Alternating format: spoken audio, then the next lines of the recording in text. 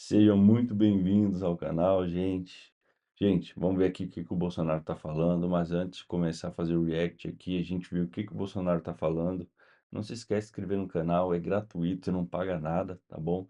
Deixa seu like, muito importante, para todo dia a gente produzir esse conteúdo para vocês, tá bom? Porque quanto mais likes vocês deixam, quanto mais visualização a gente consegue estar trazendo mais conteúdo para vocês. E não esquece de deixar o comentário aqui, tá bom? Bolsonaro tá alegando algumas coisas aqui, pessoal. Vamos ver, né? Eu li algumas matérias até, parece que estão entrando dentro do WhatsApp dele para ver o que que ele tá conversando, o que que ele tá falando, cara. Se for isso mesmo, tá feio o negócio, hein? Vamos ver o que que ele tá falando aqui. Não esquece de deixar os comentários depois de ver essa notícia, o que que ele falou aqui. Tá bom, pessoal? Vamos dar uma olhada aqui junto comigo? Bom, deixa eu Deixa eu começar começar essa essa entrevista entrevista perguntando, perguntando, pedindo pedindo a a sua avaliação, as suas considerações gerais sobre esse relatório de quase 900 páginas da Polícia Federal, que resultou no seu indiciamento e de outras 36 pessoas. Eu tenho uma equipe boa de advogados, posso pagá-los graças ao Pix que as pessoas doaram para mim há um ano e pouco atrás. E eles correram com a leitura desse relatório, terminaram ontem e deram uma primeira impressão para mim. É mais uma peça de ficção. Falar em golpe de Estado com um general da reserva, 4 oficiais do agente da PF é outra piada. E, como um todo, não tem prova de absolutamente nada. Eles não querem pegar o Braga Neto, o Heleno, seja quem for. Eles querem pegar, é eu mesmo. Tá? Acho que eu sou o mal, o grande mal da democracia. Na verdade, eu atrapalho, importuno, porque nós fizemos diferente. Ninguém acreditava que podia chegar. Confesso que nem eu acreditava, confesso. Vim candidato porque eu queria me despedir da vida pública, né? E acabou acontecendo tudo aquilo. É tentativa de homicídio, lobo solitário, né? E chegamos, tivemos uma coisa realmente complicada, só quem passa pelo parlamento entende, formar um ministério bem intencionado. E não é só formar bem intencionado. Quando você convida uma boa pessoa, ela tem que aceitar. Ela sabe da sua cota de sacrifício. Fizemos, enfrentamos ali, um primeiro ano foi muito bom, no meu entender, apesar do problema de Brumadinho, né, uma tragédia, mas fizemos o possível. Depois veio a pandemia, que começou no início de 20. Então, 20 todinho, parte de 21 pandemia, 22, começo de 22 veio a guerra, 21 também enfrentamos uma crise hídrica como nunca visto no Brasil, mas dado a equipe, a qualidade das pessoas que tínhamos, vencemos. Terminamos até com saldo positivo, né, de 54 bilhões, 22. E qual o problema que eu vejo, que eu ocasionei? A gente foi tapando ralos. Quando você fecha um ralo, por exemplo, na Porto de Santos, dá prejuízo de 500 milhões por ano, passou a dar lucro de 500.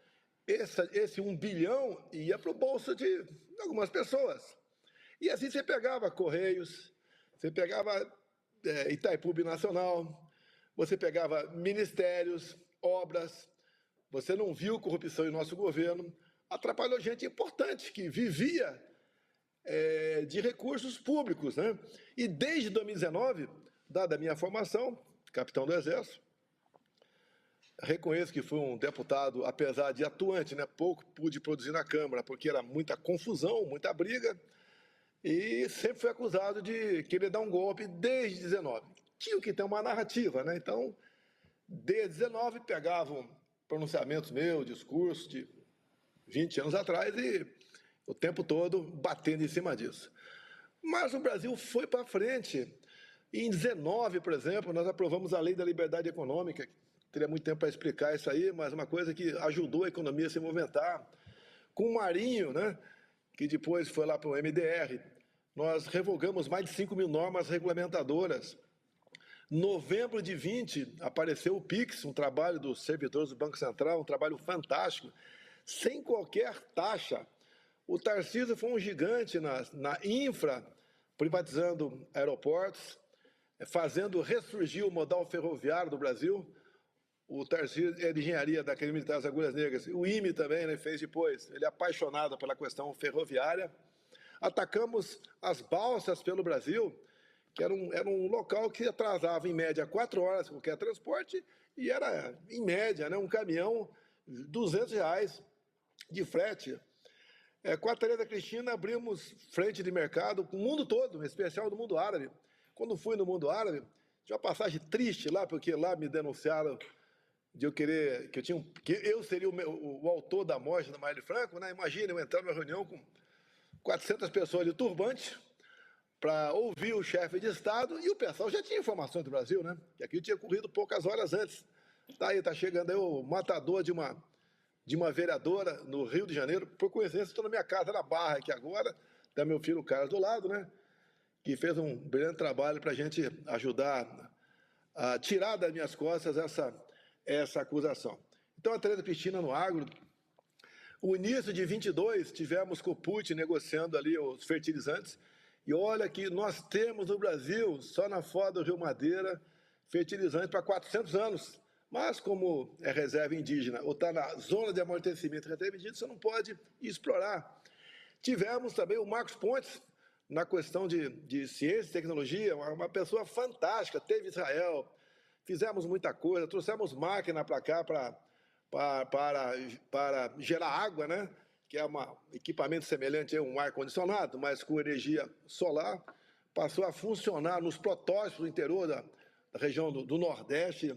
Ele abriu polos aqui para que nós pudéssemos analisar o que é o grafeno, para que serve o nióbio. Tá? O Marinho, na reta final ali, concluímos os eixos principais da transposição São Francisco sem aditivos. Tá? Então, isso tudo importuna as pessoas que sempre escravizam o nosso povo, tá? Com políticas que não dão certo, a não ser para quem está no poder. Até costumo dizer nessas minhas andanças pelo Brasil que eu continuo andando. A semana que vem, na sexta-feira, estarei em Santa Rosa, Rio Grande do Sul. A gente fala, me cite aí 4 nomes de atuais ministros do governo Lula. Os caras não sabem, raramente alguém sabe. Nossa, o pessoal lembra de metade. Sem falar que a Damares é uma gigante na questão de direitos humanos, questão de mulher, família. Sem falar na primeira-dama, que quem fez um trabalho excepcional também, atendendo as pessoas com portadores de deficiência, doenças raras, pessoas que tinham surdez, e tantas outras coisas. Não dá para comparar com a atual primeira-dama que está aí. Ou seja, fizemos aquilo que tínhamos que fazer. E você vê, né, quando fala em Itaipu Binacional, eu sempre recordo, era uma empresa binacional que apenas gerava energia no Brasil. Nós chegamos, tinha muita coisa errada lá, e Augusto, uma empresa que é cobiçada pela cúpula do poder, né? Porque lá ela não é auditada pelo TCU, então você pode botar a mão até o sovaco, que não tem problema nenhum. Você é impegável, não tem como te pegar. E nós não fechamos esse ralo, começamos e terminamos a segunda ponte com o Paraguai, 470 metros de vão, então não é uma pinguela. Começamos a terceira ponte lá em Porto Murtinho, alongamos em 600 metros o aeroporto de Foz do Iguaçu, está em condições agora de avião de qualquer tamanho pousar lá. Atendemos o governador Ratinho, que tem um trabalho excepcional naquela região. Atendemos asfaltando a Transboiadeira em 43 quilômetros. O Ratinho fez um trabalho fantástico tocante a PCHs. Tem quase 200 pequenas centrais hidrelétricas no Paraná, e algumas delas praticando a piscicultura. E a gente diz, né, como é que pode um país desse passar fome, onde no lago de 100 por 100, 1 hectare, né, 1 hectare, de forma artesanal, produzir 10 a 15 toneladas de tilápia por ano. Quando você compartilha e pratica a piscicultura para valer, você tira de 100 a 150 toneladas por ano, segundo a Embrapa. O Jorge Seife, apenas um secretário, hoje é senador em Brasília, faltavam poucos passos para nós começarmos a produção de tilápia no lago lá de Itaipu. A projeção nossa era que ia aumentar o volume de pescado no Brasil com tilápias em 20%. E tínhamos que fazer em parceria com o Parlamento Paraguaio, porque o lago lá era dos dois lados, né? Ou seja, quando você tapa um ralo, você arranja inimigos, aquelas pessoas que é o rato gordo, né? Que está na dele, tranquilo, e que apenas continua ali mandando no Porto de Santos, Itaipu Binacional, que é uma diretoria na Caixa Econômica, outros que eram no Banco do Brasil, outros no BNDES. O BNDES começou a dar lucro. E agora você vê, agora há pouco, o governo Lula empresta o equivalente a 5 bilhões de yuan, que é a moeda chinesa, né? Lá da China, obviamente, equivale a 4 bilhões de reais. Ou seja, há pouco tempo ele falou que por que não podemos negociar em yuan e apenas em dólar? Ele começa a provocar uma economia nossa que é frágil, começa a provocar os outros por aí. Como essa questão agora do urânio, que não está muito bem explicada, sobre uma venda de urânio, uma venda de uma mina de urânio na Amazônia para a China. O que eu vejo nisso aí? O que eu vejo nisso aí? Né? Você está abrindo mão da sua soberania, você está se entregando aos chineses e está fazendo uma afronta ao americano, que é algo estratégico, né? Mas tudo bem, vamos em frente. Então, esses problemas todos causam esses comichões dessas pessoas e eles vão para cima de você. Ele te processa até por baleia, importunar baleia, joias, que as joias são minhas. Está na lei de 91, então para ele colo. E agora o TCU também falou, está numa súmula do TCU, que o relógio do Lula é dele. Tá? Então está tudo explicado. Vacina, outro processo de vacina, falsificou, não falsificou. Você pode ver, depois que a PF entregou a questão da vacina, o Gonê, o que ele fez, o nosso PGR? Ele pediu diligência junto à Polícia Federal, a PF foi aos Estados Unidos para saber se eu tinha usado um laudo de vacina qualquer, um laudo não, um certificado de vacinação lá, e a resposta do serviço americano foi que eu nunca utilizei. Ou seja, e agora estão batendo nessa tecla de golpe. Golpe com o general da reserva, 4 oficiais e um agente da Polícia Federal. O que os caras fazem? Ele faz a tal da pesca probatória. Vai para cima de um cara, pega o telefone, vê os contatos dele, vai para cima dessas outras pessoas e daí fica formando a sua historinha. É risível. Ou seja, o mundo ficou sabendo 2 anos depois, agora por ocasião do G20 no Rio de Janeiro, que tinham programado um golpe em Brasília. Isso não tem cabimento. Agora, tudo isso, né? Como eu falei na minha entrevista na última segunda-feira, quando vim de Alagoas, posei no aeroporto de Brasília, eu falei, tudo vem, em grande parte, das eleições de 22. Tá? E houve um sentimento de insatisfação junto à população, ninguém entende como é que eu ando pelo Brasil arrastando multidões, o outro cara não consegue ir numa esquina para tomar ali algo qualquer que ele gosta de tomar, e se fosse, seria hostilizado, ninguém prega hostilizar ninguém, certo? E algo está esquisito. A gente pergunta à população agora, me aponte uma só medida positiva do Lula. Não tem. Eu tive agora, por exemplo, em Alagoas, lá em Milagres e também em Porto de Pedras. E quando eu vou para a rua, não é para ficar andando, o povo tirar foto também, mas entra no mercadinho, conversa com o dono da birosca, como é que está o preço das coisas aí? Subiu bastante. Não subiu o biscoito, porque era 800 gramas, passou para 600. Então tem uma inflação aí, escamoteada aí. E como é que é a questão de, como é que era o Bolsa Família? Até eu chegar, era em média R$190, passou para 600. Com responsabilidade fiscal. Porque o Nunes, em 20, né? O que aconteceu? Uma ordem do Supremo, que toda semana tinha uma decisão do Supremo em cima de mim, mandaram pagar precatórios desde Pedro Álvares Cabral. E aquilo, apavorou a gente. O que eu fazer? Nos socorremos do Lira. Então, via medidas legislativas, nós alongamos o pagamento dos precatórios de uma forma racional. Sobrou dinheiro, porque nós conseguimos fazer uma coisa inacreditável, né? Quando o governo agora aumenta impostos. Lá atrás, o Paulo Guedes, tivemos a ideia, essa eu vou dividir com o posto de Ipiranga, né? A diminuição de impostos, e com a nossa diminuição de impostos especial dos combustíveis, passamos a arrecadar mais. Então, sobrou dinheiro para você dar um bom Bolsa Família, o pessoal razoável. E outra, nós permitimos que o beneficiário do Bolsa Família pudesse arranjar emprego sem perder o Bolsa Família. E mais, dava um extra de R$200 por 2 anos. Ou seja, nós fizemos o que tinha que ser feito, estávamos libertando o povo brasileiro. Com as medidas do Paulo Guedes, entre elas a redução do IPI, ele reduziu 1/3 do IPI de 4 mil produtos. O que o Paulo Guedes dizia? É a nossa reindustrialização. Você tira o peso de cima do empresário, sobra recurso para ele, ele pode investir para melhor produzir aquilo da tua empresa e a preço mais competitivo, começou a rodar a economia. Se você pega qualquer prefeito do Brasil, mas vai para o Nordeste, que é a região mais pobre nossa, né? É a mais pobre porque o PT está há 20 anos lá, e não é por coincidência. Eles não atrasaram o plano de pagamento, não deixaram de pagar o 13º em dia com o nosso governo, sobrou dinheiro para eles. Ou seja, a forma como nós agimos, com pessoas competentes, eu poderia citar, como citei, vários nomes para você, Paulo Guedes, Tarcísio, Marinho, Jorge Seife, o astronauta Marcos Pontes, tá? Entre tantos e tantos outros, o Brasil começou a ir para frente, tá? Começou a mudar, tá?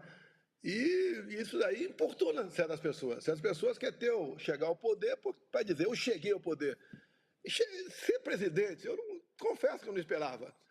E quando eu me elegi, eu ajoelhei em casa e falei, meu Deus, qual foi o meu pecado para receber a presidência? O que aconteceu? Tá? Eu estava crescendo no Brasil todo, começamos a usar muito aquela passagem do João 32, né, sobre a verdade. Aí eu lembro até que, quando comecei a falar do João 32, tinha uma repórter, né, que falou para mim que se você continuar falando a verdade, você não vai chegar. E eu falei, eu vou chegar, ou melhor, eu posso até não chegar, mas jamais vou chegar mentindo. Fui entrevistado por um jornalista, não sei se você conhece, o de Augusto Nunes também, por 2 ou 3 oportunidades, tá? Me tratou muito bem, sou grato a ele.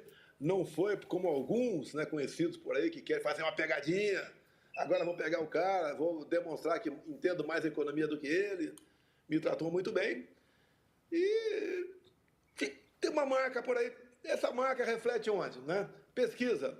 Quando sai uma pesquisa que me dá X, eu acho que eu tenho X mais 10%. Mas tudo bem, tem uma pesquisa agora, do Paraná Pesquisa. Me deu 4 pontos na frente do Lula. O cara está 2 anos governando o Brasil. É o começo do governo. É igual um casamento, no começo tudo são flores. E ele consegue ficar abaixo do inelegível. Inelegível por decisão do Lula também. Porque ele deu, nas 2 listas tríplices, para o Alexandre de Moraes, escolheu o nome dos dois para ir para o Tribunal Superior Eleitoral. E lá eles perdiam por 5-2, né? Reuniram-se com embaixadores. Grande crime, hein? Não foi no Morro do Alemão aqui no Rio de Janeiro, com o pessoal ali que teve, para se eleger líder comunitário, teve apoio do tráfico. Tá? E a outra é porque eu subi no carro do Silas Malafaia, no 7 de setembro, abuso de poder econômico. Poxa, eu estava com o carro do Malafaia, eu não paguei nada. Tá? Eu não recebia dano ao tráfico. Tá? E aí é motivo para inelegível, 8 anos. Ou seja, a política que adota a Venezuela, lá o pessoal, a Corina e o Capricho são inelegíveis por 15 anos. Na Nicarágua, começou a inelegibilidade, depois passaram para uma prática melhor para eles, né? Prisão. 7 opositores do Daniel Ortega estão presos. Na Bolívia é a mesma coisa, prende também, como prenderam a Janine Hennes. E todas essas pessoas que são presas, qual é a acusação? Atos antidemocráticos. E o que eles querem agora? Eles querem agora arranjar uma cadeia para mim. Baseado no quê? O mundo ficou sabendo 2 anos depois que quase foi dado um golpe no Brasil.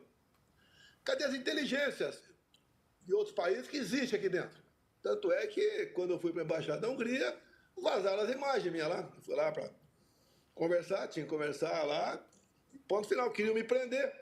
Que eu entrei numa embaixada sem passaporte. Ué, como é que... Presidente. Eu não sabia que para entrar em embaixada tinha que ter passaporte. Presidente. Ou seja, o tempo todo querem arranjar uma maneira de me tirar de combate. Alguns acham até que não é nem tornar inelegível por mais tempo uma condenação, querem executar. Porque eu vou acabar sendo um problema para eles, trancafiado. Trancafiado por quê? Tentativa de golpe.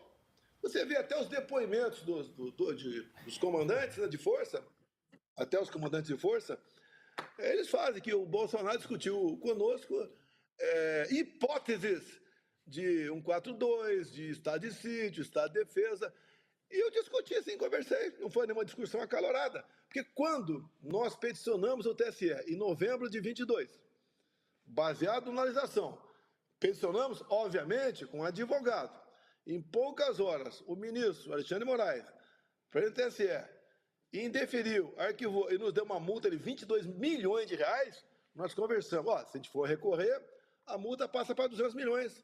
Quem sabe até caça o regime do partido. Vamos buscar outra maneira. O que sobrou para a gente? Sobraram as 4 linhas, que eu sempre joguei dentro das 4 linhas.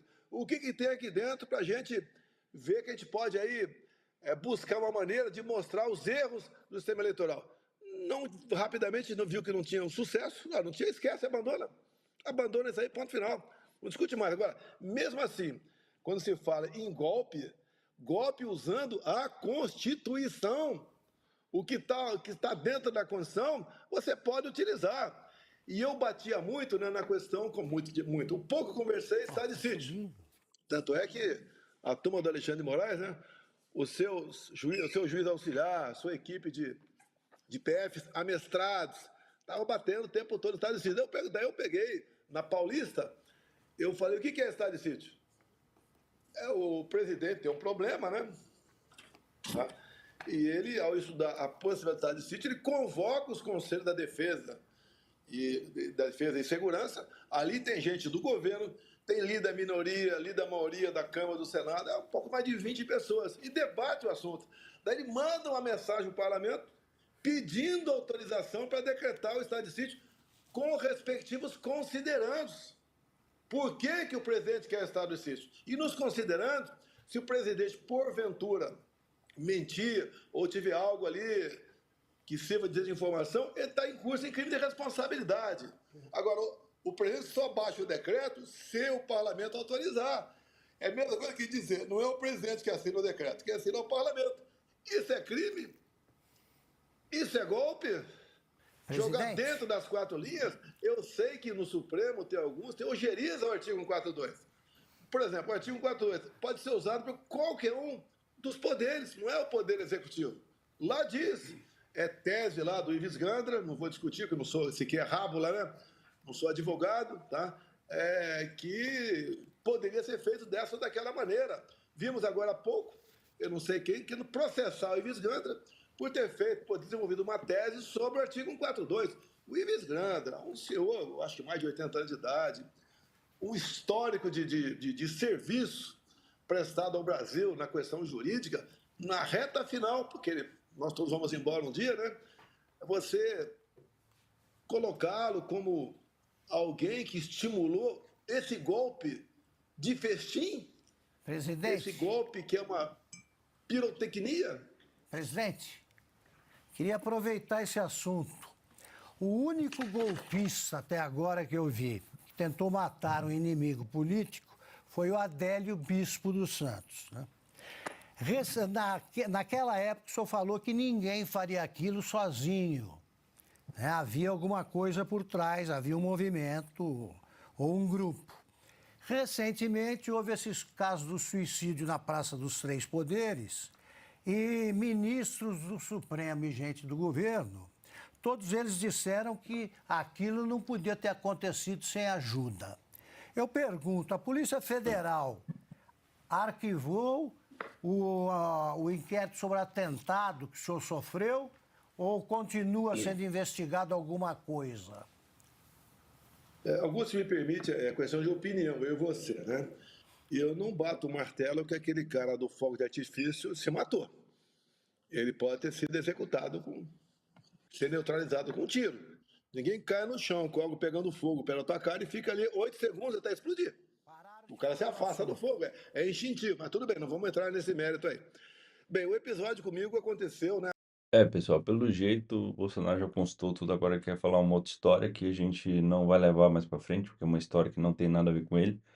Mas pelo que a gente tá vendo, pelo que ele falou aqui, né, ele jogou indiretas, entraram em algum WhatsApp, pra pegar informações ali próximas a ele, tá? Pelo que ele foi citado.